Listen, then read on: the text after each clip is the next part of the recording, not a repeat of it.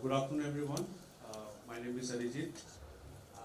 Before I start, I really want to thank the AW organizing team for having me here. And I'm super excited and equally nervous because this is my first time in Singapore. This is my first time at any AW event. And I'm really looking forward to share my knowledge, my expertise in design. So, I work as a lead product and UX designer in ThoughtWorks, and I also represent the customer experience and product design service line and the XR community in ThoughtWorks. And I had the opportunity to design many AR/VR solutions, proof of concepts, and experiences for clients across domains like automotive, retail, and exhibitions. If I had to summarize my last 10 years as a journey as a designer, in one image, this is what I would use, right? From transitioning from being an architect to transitioning to designing for physical product and industrial design, and then transition to digital products. And then slowly I'm exploring the world of augmented reality and virtual reality as well. So it's really millimeter to inches, which is actually the unit in how we measure the designs, to pixels and now to PPIs. So as you can see that I had the opportunity to get exposed to multiple design disciplines, and which is where I think we really have something over here. And this is where it all started for me. You know, the game, as we all know, this has been the gateway for many of us into understanding augmented reality. I've tried virtual reality before, but augmented reality is something that really piqued my interest. And particularly because at that time, I was working as an architect where I dealt with designing 3D spaces and also 3D industrial, physical industrial and product designs. And we had this process of always imagining the spaces and 3D objects in 2D planes, whether it's a piece of paper or on the screen. And we always had to actually create the models physically, right? So that's how we could actually communicate our designs to our clients. But when I saw Pokemon Go, when I saw augmented reality back in 2016, I was really intrigued, and I thought to myself, wow, like this can reduce a lot of effort to actually create those physical 3D models, right? And you can actually visualize them in your space. So this was back in 2016, and then at that time, I was also transitioning to designing digital interfaces, which is mostly 2D in nature.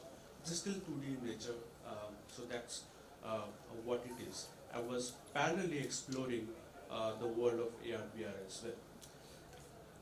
And as I was exploring that, I realized that designing for AR/VR is extremely hard. User experience for AR/VR is extremely hard, and it needs a lot of work. As you can see, there are a lot of design principles used by a lot of different companies, whether it's for the hardware or for the operating systems. And I've seen this general notion when my friends try it, when my family tries it. They're wowed by the experience, they're wowed by what they see when they wear the headset, but they often fail to understand intuitively what I have to do right now, right? So what do I do right now? I can see everything in front of me, but it is not self-explanatory, it is not intuitive. And we know that every AR/VR headset makers, the Metas and the Apples of the world, has their own rules and design guidelines, and which is important actually. And it is really tough to crack the hardware, the display systems, the operating systems, and we are running against physics over here, right? But I also believe that the design principles for AR/VR software experiences has to be design agnostic. So no matter what headset or glasses that comes in future, a design principle that can guide you agnostic of the devices is really important for people like designers and developers, independent designers and developers. And that is what I'll be mostly focusing here today. And I really define user experience by these three words. User experience is not only about the design principles, it's also about product thinking, it's also about the technology, the coding, the engineering that goes behind. Everybody jointly owns user experience. And what I use, these three words that I use user experience is usefulness, usability, and delight. As you can see, I've used the example of a lamp design. It's not really an AR/VR design or a 2D UX/UI design, right? It applies generally to all kind of design disciplines. And what I also realized that as I'm more venturing into this world of designing for AR/VR, borrowing only 2D design principles and game design principles is not enough for AR/VR. What we need is a mindset change. We need a multidisciplinary design approach to AR/VR. And when I say about multidisciplinary, it's not about 2D UX/UI principles or game design principles, but also architecture, industrial design, product design, animation, art forms like theater and film, sound design also. And if you go deeper into all of this, they have individual categories as well. Like architecture has conservation, it has landscape design. You can see all over the city of Singapore. Singapore is actually a master in landscape design. That's what has created the city. So there are a lot of design nuances and principles that we can borrow from these design disciplines. And particularly, since I have practiced as an architect, I have exposure to that. What I'm going to focus today here is what we can really learn from a classical design discipline like architecture, which is the profession of designing spaces, and other design and art forms. Because, frankly speaking, what is spatial design without spaces, right? And we all know that our spaces are not designed to accommodate AR/VR experiences. And we always have seen this, right? Whenever we try any experience at our homes or anywhere, we always have to be aware of our physical surroundings. Because we have seen in the past that it is not really the case for desktops and laptops. Like we always had these tables and chair settings, always, right? So it got easily fitted into our life. Desktops and laptops didn't have that problem. But AR/VR experiences actually has that problem of being spatially aware. So let's understand what and how spaces are really designed.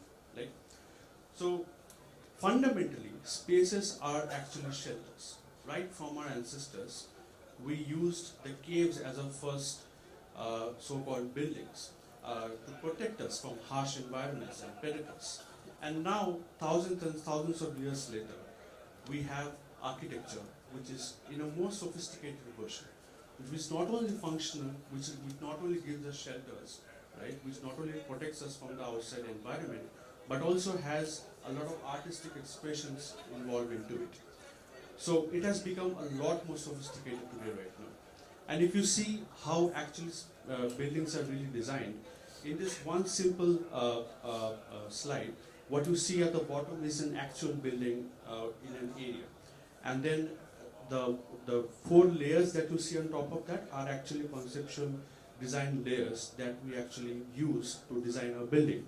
Like a master plan layer. We first understand what is a master plan will be like, how much open spaces, how much closed spaces, what is the floor plan will be like, what are the construction and materials will be like, what are the services and maintenance that we have to understand to actually run the building. You seeing anything familiar over here? It's design, it's engineering, and then there is maintenance. We use the same philosophy in our software experiences as well, right? So, if you ask any designer here, I think these 2 lines are the mantras for any classical design discipline. So, have you ever heard of these 2 lines before? Form follows function, and function follows form. Anyone? Yeah? Okay, we have 2-3 people. Excellent. All right.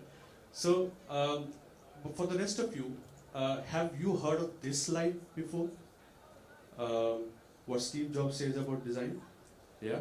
Design is not just what it looks and feels like, it's also how it works. So, very simply speaking, form is how it looks, function is how it works, right? And it applies for any design discipline.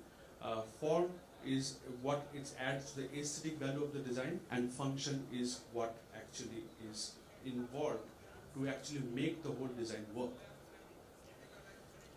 And if I just categorize these two words and I break them down, and particularly these are some of the aspects of function, some aspects of form that I'm going to discuss today, which is mostly applied to AR/VR design, borrowing from the principles of architecture and other design disciplines. So first, I'm going to talk about function.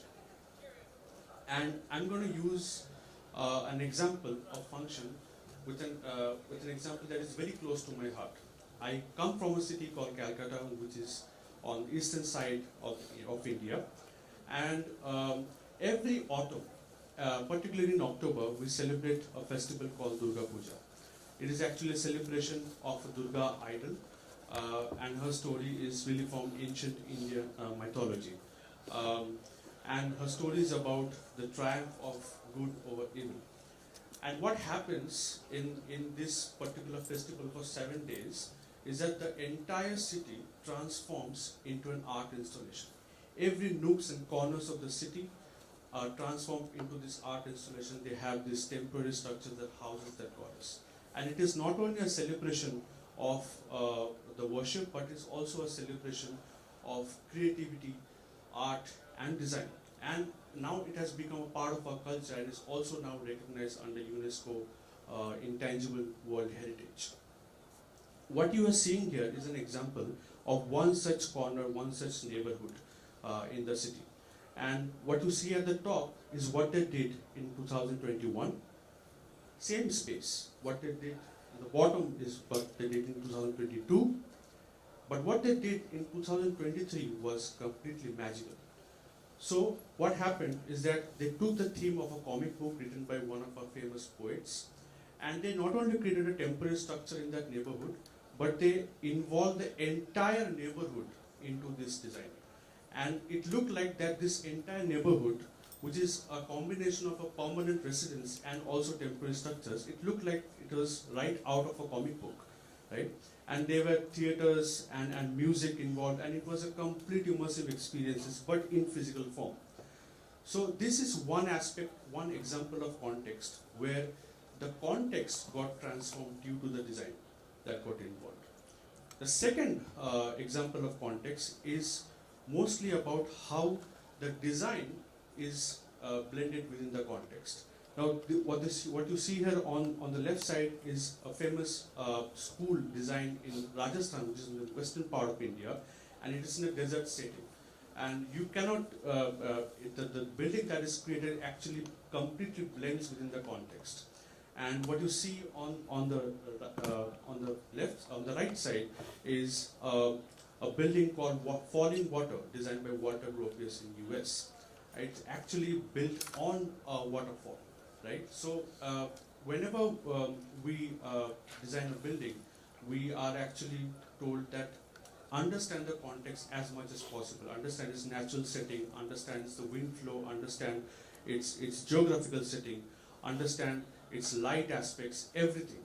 So the context is very, very important when we design, particularly for temporary or let's say permanent buildings as well. So the spatial context in architecture is important and equally important for AR/VR designs as well. Whether you are building, whether you're designing a building in a natural setting or in an urban setting, or let's say if you can have a particular experience that can be used actually anywhere. Where it doesn't matter where the space is, but still the user needs to actually be contextually aware. Or you want actually you are building a particular experience that is particularly location based, which is mostly about the context. So the first festival example that I showed was where the context got transformed due to the design, and the second example that I showed was where the design had to be fitted into the context. So if I say that this is a vertical spectrum, and I call this as a context spectrum, I divided into these three aspects, three divisions. The first one that we have is context independent. The one at the bottom is context dependent, and the one that in the middle is context adaptive.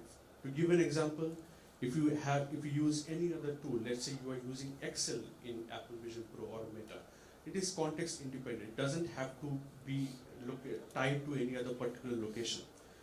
And let's say you are actually designing an experience for Eiffel Tower, like that will have, you have to be in Eiffel Tower to actually visualize an experience that is context dependent, because it is particularly built for Eiffel Tower. You cannot scale that experience to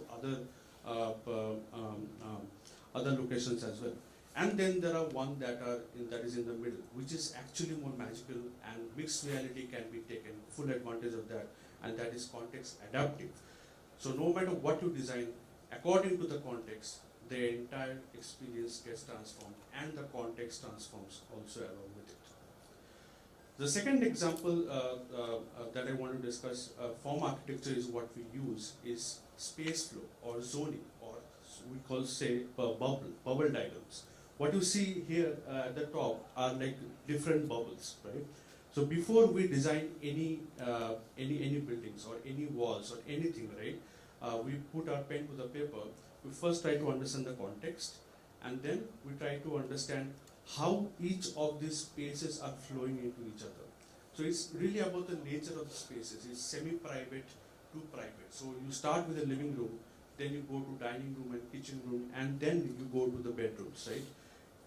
When you enter the apartment, you directly don't go to the bedroom. You always have to go through a living room. So the same aspect, the same concept can be explored in the AR/VR world as well. It's actually very familiar, where we have AR, MR, and VR, this spectrum that we have. We always start with augmented reality. We start with understanding the experience, and you can see the spaces also along with it. Then we see the experiences slowly transitioning to mixed reality, and then slowly to virtual reality. It is really about the levels of immersion that we have here, and how each of those spaces, those experiences flows into each other. So similar parallels can be drawn from architecture towards the design for AR/VR as well. And when I combine these two contexts, one is the vertical context and another is the horizontal of immersion, it creates a whole framework. It was not intentional, but when I saw this, that these are the two frameworks that can be combined, it creates context immersion framework. So every AR/VR experience that has been designed and every AR/VR experience that will be designed in the future can fit into this framework. So if you draw a user journey of a particular AR/VR experience, it can really start from level 1, then to level 2, then level 3, and level 4, and parallelly we can also tie it into when the experience is becoming context adaptive, when it's becoming context independent, and when it's becoming context dependent. So you can play within this particular framework to design your AR/VR experiences, and this is all coming from some of the aspects that we learned from architecture. And another very familiar thing that we have seen is the user flow, right? You tap on one button, then the next button, and then you go to the next button. This is how the user flow happens for even 2D design world, right? But same thing also happens in architecture. You see, there is an entrance and then there is an exit. Whether it's a museum or any other public spaces that you design, there is always the circulation space, the circulation flow that happens within the building.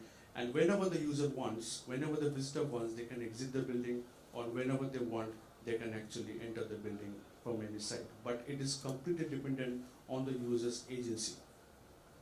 So that is one example. These are the few examples of function. Now moving on to form. Form, fundamentally, it's all about the aesthetics, the value that it adds to your design. And the first thing that I want to use example is frame. Now in 2D design, your frame is your laptop screen, is your 2D screens, your phone screens, right? But in AR/VR, your entire space is your frame. where do you want your user to look? How do you draw their attention? So we have this 210-degree field of view, like you can see till the back of your ear. Not you cannot see what's behind you, but we use these 360-degree experiences in many VR use cases where things are happening in the back, and we look back and miss something in the front, right? So and then some people actually use 180-degree experiences to make sure that nothing happens in the behind. But the magic actually lies in actually the framing, right? Have you ever been to places where you have gone there and you have constantly clicked pictures, right? Because it's so beautiful. Have you ever been in such spaces? Do you remember that? Because architects use this technique of vista, something we call vista, where it is your view is flanked by certain guidance, like certain trees, certain build forms, and then you look at certain subject. This is also used in photography, this is also used in cinematographies, and this is one technique that can be used to design AR/VR experiences as well. So whatever happens, put everything on the field of view of the user. You can use audio cues also to have like an audio framing as well, but visual framing and having them at a certain vantage point is extremely important. If you drop them in certain random spaces and the user is unable to understand where to look, then there's a lot more work to do for those VR experiences. And then transition. This is one of my favorite examples, actually. This is actually really the art of revealing one thing after the another. So in architecture, and specifically if you've been to many European cities, there are like few corridors, like few alleyways, and when you travel through that, and suddenly you open up into a new space, like a huge space, like a plaza or something. So that is really a transition, like how one space is actually opening up to another space. And then the same thing, let's say you are driving right through a dark tunnel, and you know there's a light at the end of the tunnel, and when you go through that and suddenly you are exposed to a beautiful scenery, you slow down. And that's where the motion also is very, very important to the transition. And the last example is here is not really one space is flowing into each other. Here is the light is playing a crucial role. Like in theaters, in movie theaters, you know ads are going on when the lights are still on. The movie has not started yet, right? But when the light dims, you know there's a mental cue that the movie is going to start. That is also one way of transitioning the users into one experience to another. And then comfort. If I ask you which chair would you want to sit here, the top one or the below one? Anyone? Below one? Yeah. Okay. Because the top one looks uncomfortable, right? And that plays a very crucial very crucial factor in form. So similar thing can be actually used for the UI that we design in AR/VR experiences. Because it's part of your space, it looks like it's part of your space. One example is that how can we avoid sharp edges, right? So if you see a lot of other designers actually use rounded corners to make them look comfortable. So that's one aspect of how even we can derive from industrial design principles, that how can you make things look comfortable. And that is equally important for AR/VR experiences. And then scale. We know that AR/VR experience can convey scale truly, right? That cannot be conveyed through images or videos. That's one of the biggest advantages of augmented reality and virtual reality we have. That's one way of looking at scale. Another way of looking at scale is how it's used in architecture. Different spaces have different kinds of spaces. Whether it's a hotel lobby, you will not have like a very small space. But if it's your bedroom, your scale will be completely different, right? So same concepts can be actually used for scale for AR/VR. And signifiers and affordances, right? This is extremely important for when we design. So when you see a building, you know where to enter the building, right? You intuitively know that. That's self-explanatory for you. And then when you interact with the door, you know how to swing that door, whether you push it or you pull it. You intuitively know that. And that is without any signages or anything or any instructions.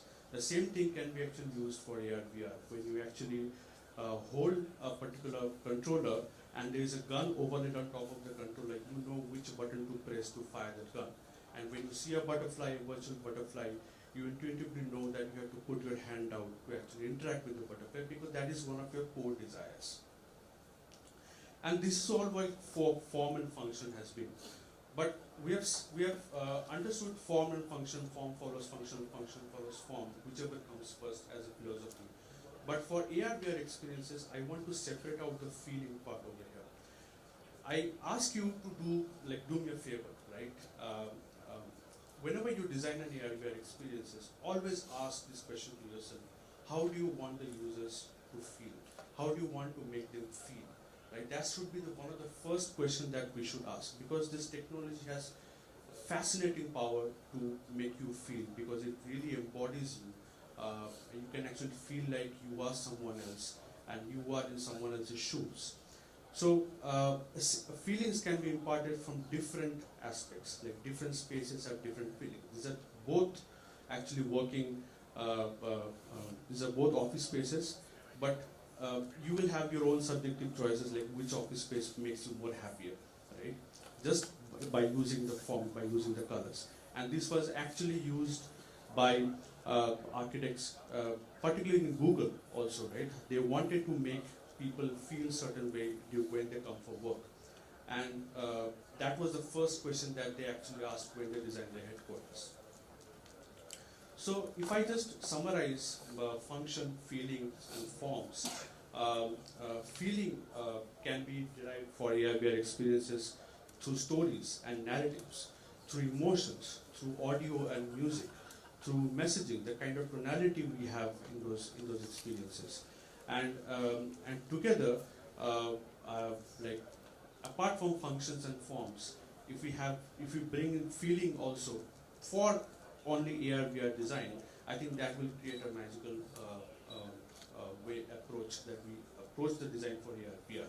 It's whether it's feeling follows function follows forms, or form follows function follows feelings, whichever philosophy that suits your experience, that it can be applied. Whether you're designing a training model for an industrial complex machinery, or you are actually designing a horror game, feeling, function, form actually matters all the time. So if I just have like key takeaways from this talk, right? Feeling, function, and form is one aspect. The context immersion framework to design your user journey based on not only AR, MR, and VR, but also the context that you have, whether it's context dependent or context independent, or most importantly, context adaptive.